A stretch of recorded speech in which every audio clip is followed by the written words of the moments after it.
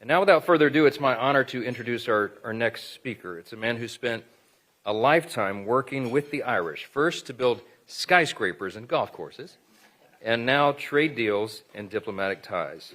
It is my great honor to host him here in the Congress every time he comes down the street. He is our great 45th and 47th President, Donald J. Trump.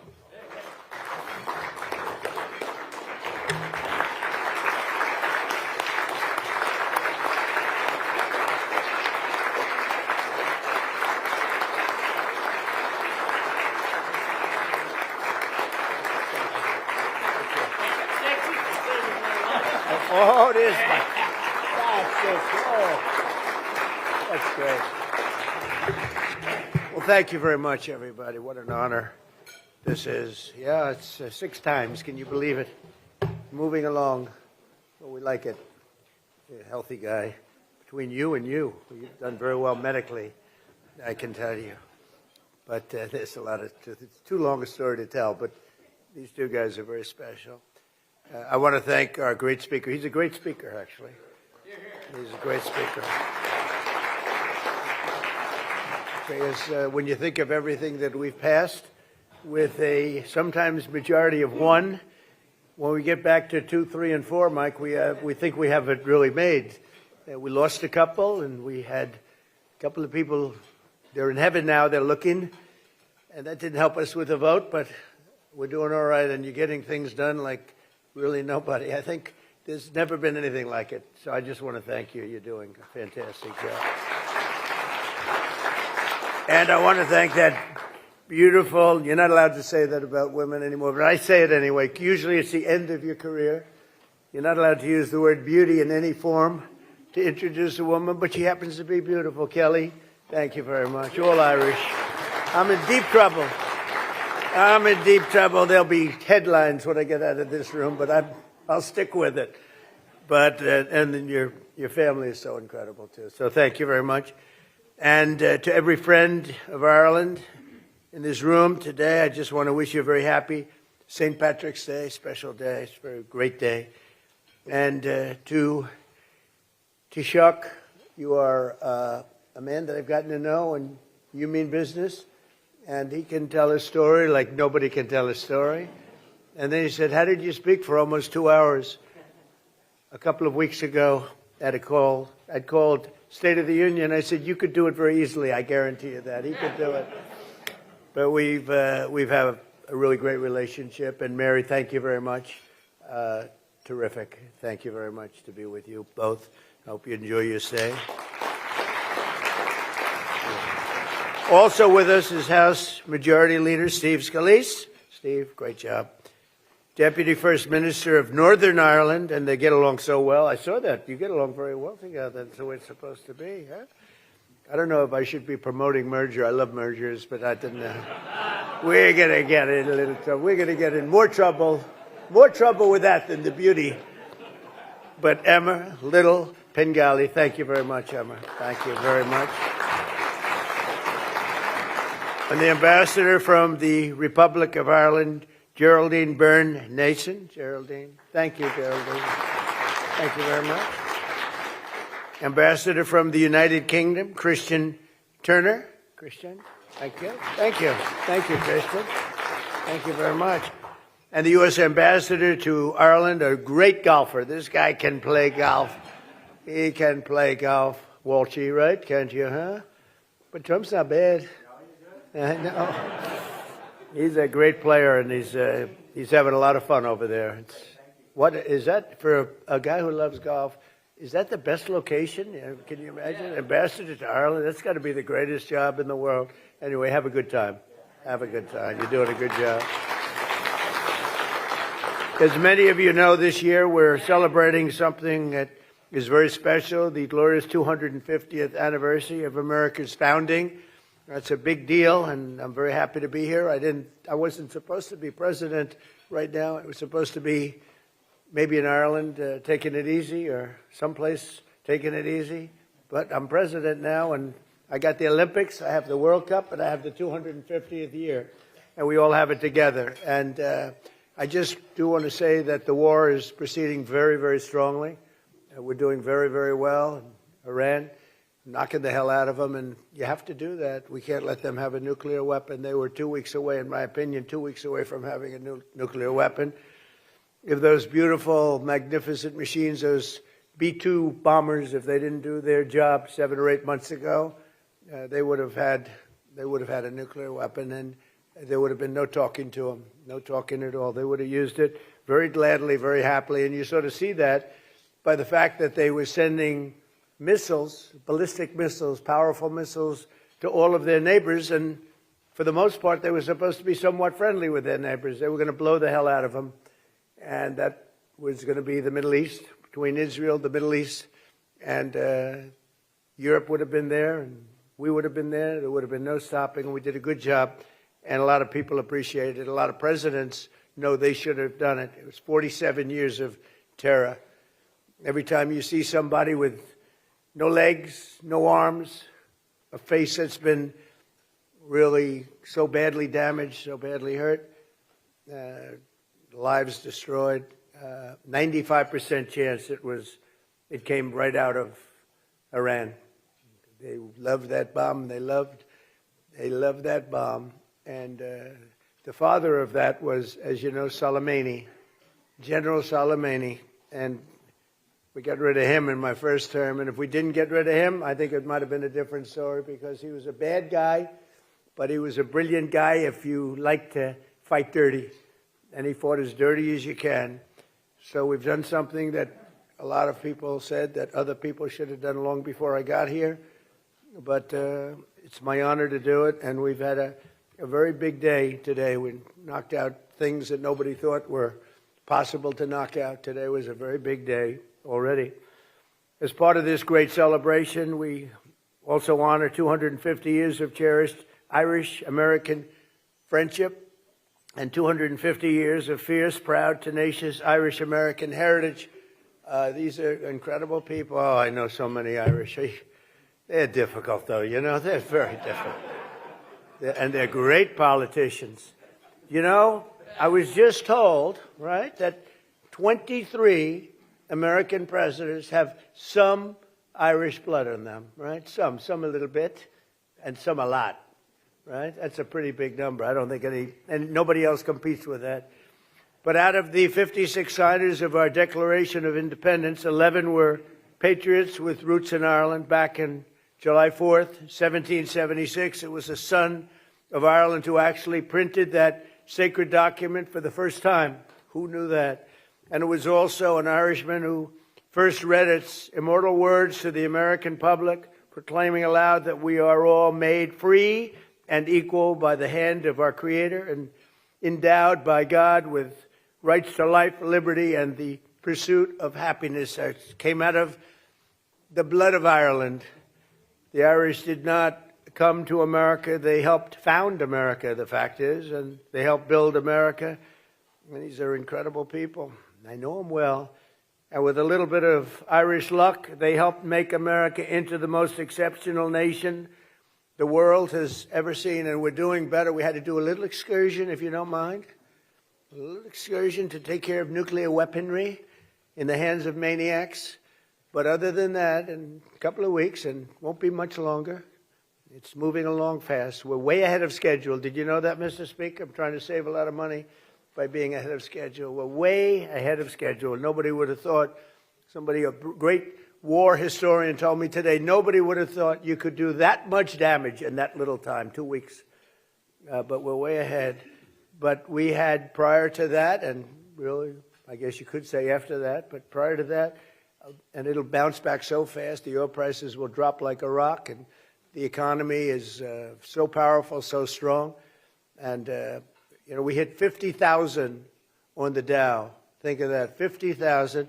I was told you'll never hit 50,000, not for the first 3 years. Maybe at the end of the fourth year, you might be able to hit it. We hit it in the first year.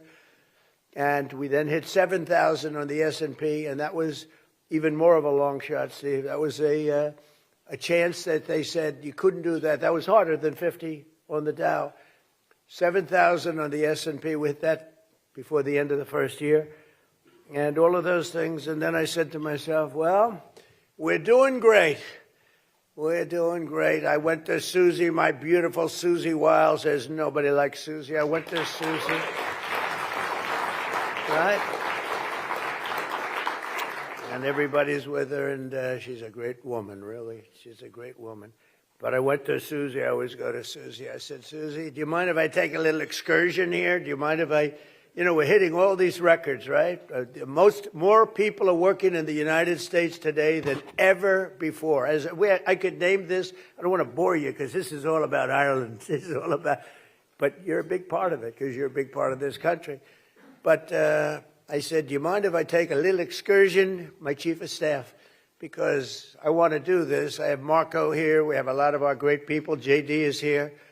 They're all here. And I say, let's do this. We got to do it right. Should have been done by many presidents. Should have been done long before 47 years. It's 40 years of living in terror. They're called the bully of the Middle East, but they're really the bully of the world because he used oil to bribe, right?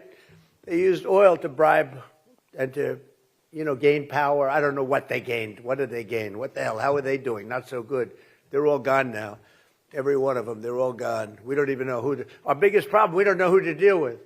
Over here, I can call the Speaker of the House. He's so powerful. I can call him. I can make a deal. Maybe. I can even call your Democrat counterpart, this guy. I said to Kelly, what do you think of your counterpart? He said he's a great guy. This is Republican, Democrat. I never thought I was going to hear that about you. Let me shake your hand for a second.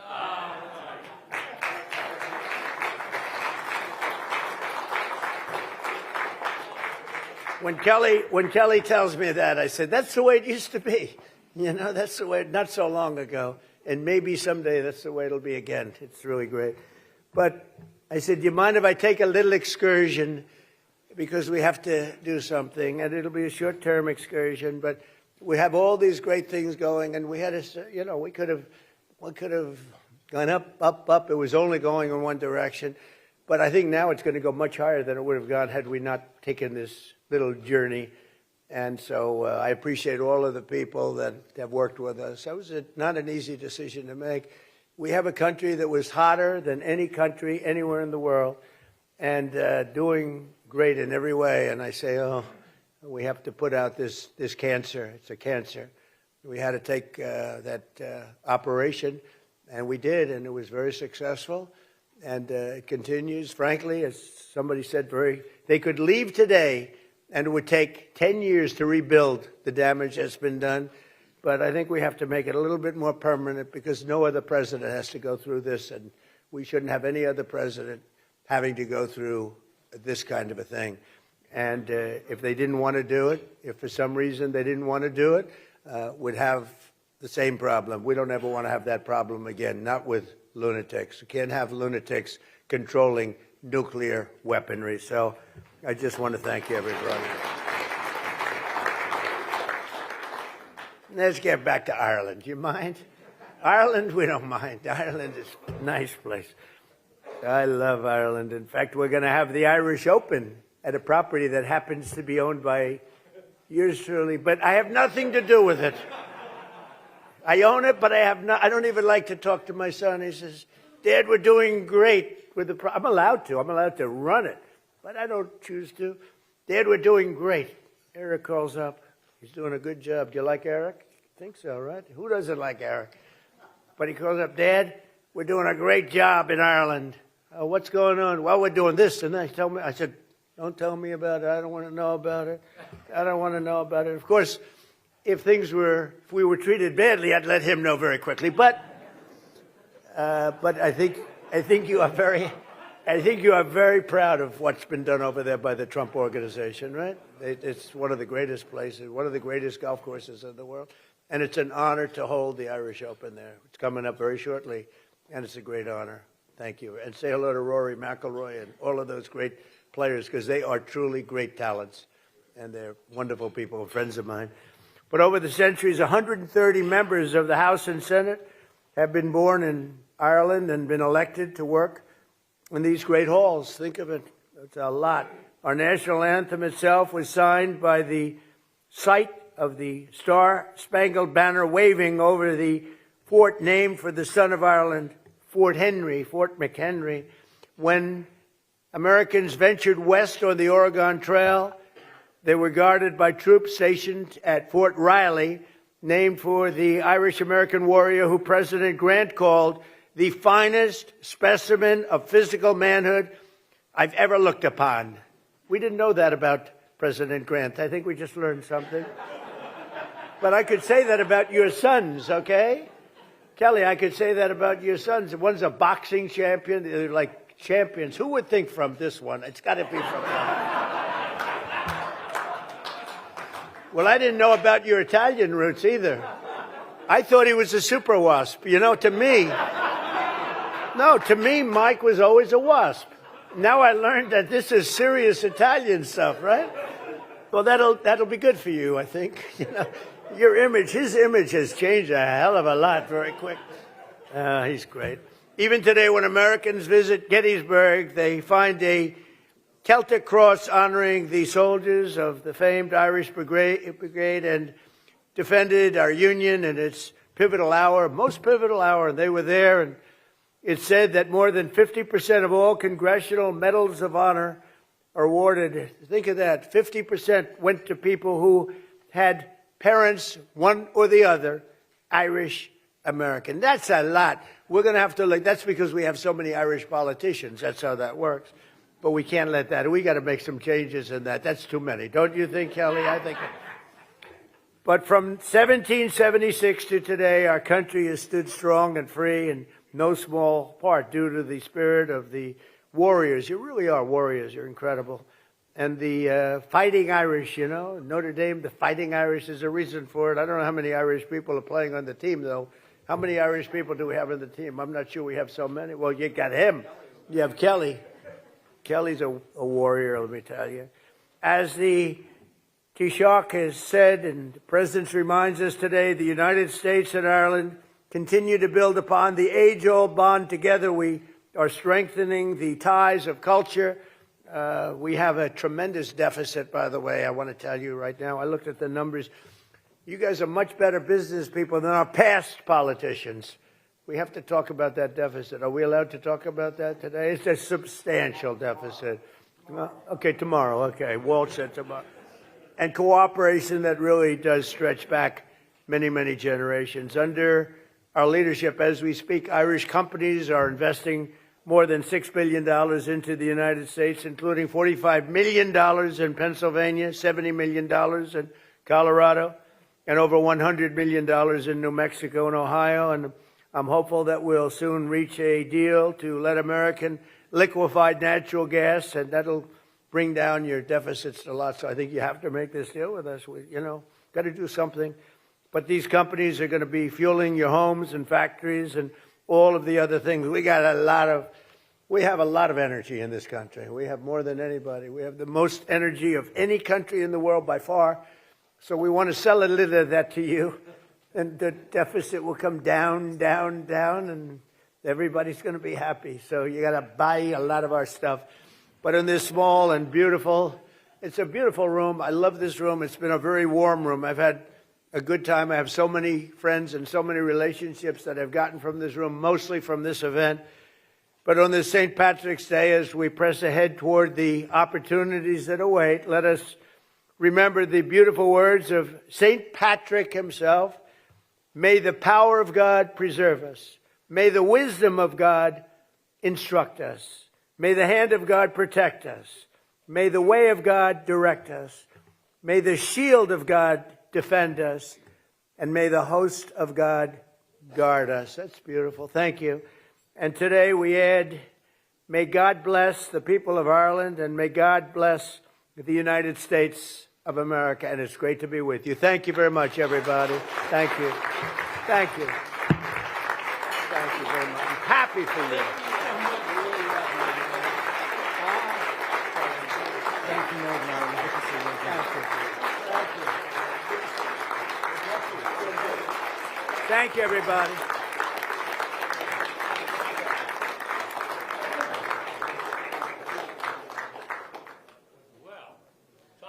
Well, right. Thank you, Mr. President, for saying that my sons are tougher than me. That's really appreciate that on national television. as you say, thoroughbreds make thoroughbreds. Okay, we'll go with that. Mr. President, I am so honored to introduce our special guest, and this is not his first one of these luncheons, the Friends of Ireland, and he has been a great friend to us. And without further ado, I will bring up and introduce the Taoiseach himself, Mr. Martin. Thank you so much. Thank you. Thank you. Thank you. Mr. President, Mr. Speaker, Chairman Neil and Kelly, representatives, ladies and gentlemen, thank you for welcoming me and Mary, of course, to Washington, D.C. to celebrate St. Patrick's Day.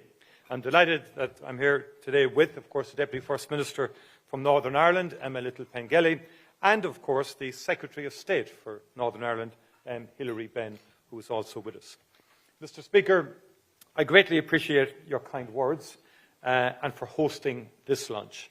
And may I pay tribute to your wisdom in choosing an impeccable Irish woman with great heritage as your wife, and with a name O'Leary, you have to be from my part of the country in Ireland. But we greatly appreciate your kind words, and a proud tradition this is since its inception back in 1983, as you've said, through the shared vision of President Reagan and Speaker Tip O'Neill. And this gathering signifies the ties that bind our two countries and the bipartisan commitment to peace and reconciliation in Ireland.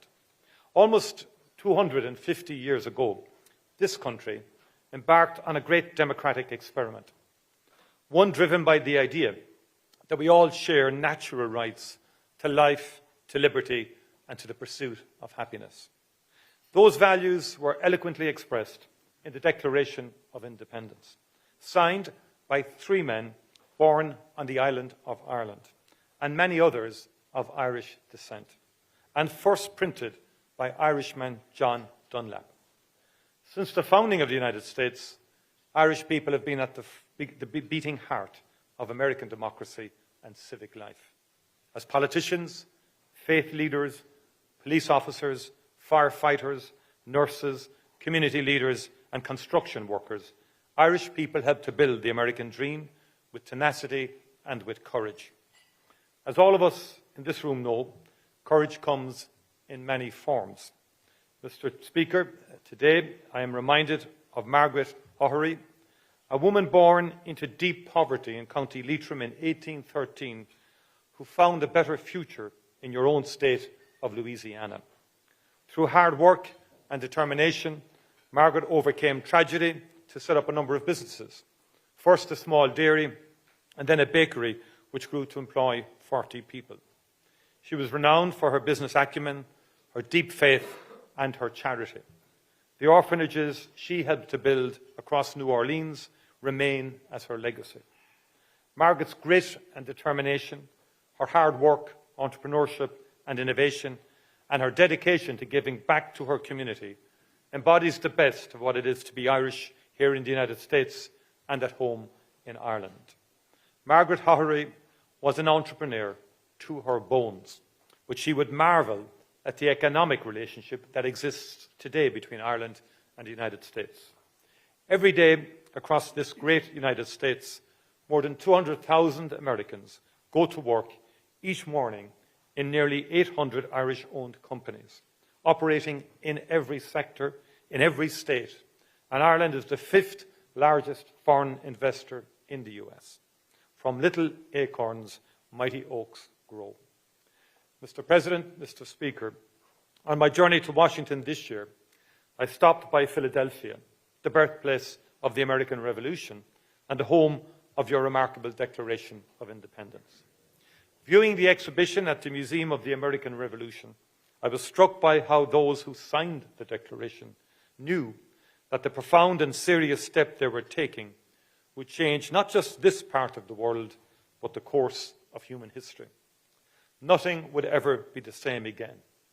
As Thomas Jefferson himself declared, "May our Declaration of Independence be to the world what I believe it will be, to some parts sooner, to others later, but finally to all, the signal of arousing men to burst the chains and to assume the blessings and security of self-government. All eyes are opened, or opening, to the rights of man. The American Revolution gave hope and example to all who yearned to be free, including in Ireland. That the great republic launched in 1776 exists today owes much to the vision and wisdom of its founding figures, but it also owes its enduring strength to all those who have played their part in sustaining it, including in those who have served in this august building. Mr. Speaker, Congress continues to play its vital part in the story of American democracy under your leadership, Mr. Speaker. Congress has also brought people together across the aisles to play a pivotal role in achieving and securing a lasting peace on the island of Ireland. I pay tribute to the generations of people who have served here and who believed in and invested in this peace. We will never forget them. We will always remember that in our darkest and bleakest hours, they kept the faith. And we still need your support and your energy to maintain that peace and to support reconciliation. Mr. President, thank you for your friendship for Ireland, a country you know well. Thank you, Mr. Speaker, for your gracious hospitality, for this opportunity to break bread with so many true friends of Ireland. There is truth in the Irish proverb that the road to a friend's house is never long. Thank you, co-chairs Mike Kelly and Richie Neal, for your unstinting commitment to peace and prosperity on the island of Ireland. And thank you for bringing so many members of this House from both sides of the aisle together on St. Patrick's Day and throughout the year. A very happy St. Patrick's Day to you all. As we say in Gaelic, Gorv Mila Mahagav, Agus Banachti, Na Eile Podrig Orv Galer. Thank you very much indeed.